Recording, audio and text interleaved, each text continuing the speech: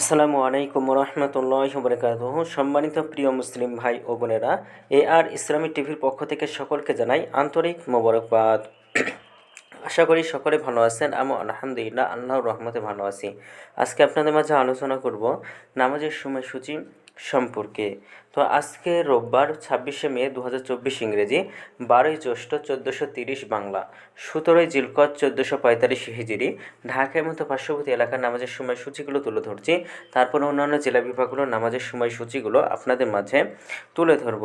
আজকে ঢাকার মতো পার্শ্ববর্তী এলাকার তাহাজ্জুদ এবং সেহরির শেষ সময় হলো 3টা বেজে 42 মিনিটে তাহাজ্জুদ রক্ত শেষ হবে এবং ফজর রক্ত শুরু হয়েছে আজকে 3টা 47 মিনিটে এবং ফজর রক্ত শেষ হয়েছে 5টা 11 মিনিটে।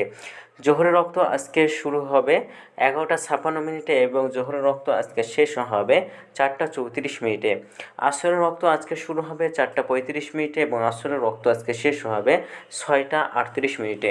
মাগরিবের রক্ত আজকে শুরু হবে 6টা 42 মিনিটে এবং মাগরিবের রক্ত আজকে শেষ হবে 8টা 4 মিনিটে। এশার রক্ত আজকে শুরু হবে 8টা 5 মিনিটে এবং এশার রক্ত আজকে শেষ হবে 3টা 42 মিনিটে। আজকে সূর্যাস্ত যাবে 6টা 40 মিনিটে এবং আজকে সূর্যোদয় হয়েছে 5টা 11 মিনিটে। এই গেল ঢাকা এবং তার পার্শ্ববর্তী এলাকার নামাজের সময়সূচি। এখন আপনাদের মাঝে আলোচনা করব বিভাগীয় শহরের জন্য উল্লেখিত সময়ের সঙ্গে যেসব বিভাগের সময় আপনি যোগ বিয়োগ করবেন তা হলো এই, অর্থাৎ আপনি বিয়োগ করবেন চট্টগ্রামে 5 মিনিট, সিলেটে 6 মিনিট কম করবে।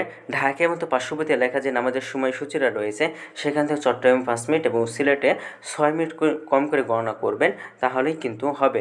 এবং যোগ করবেন খুলনাতে 3 মিনিট, রাজশাহীতে 7 মিনিট, রংপুর 8 মিনিট, বরিশালে 1 মিনিট বেশি করবেন।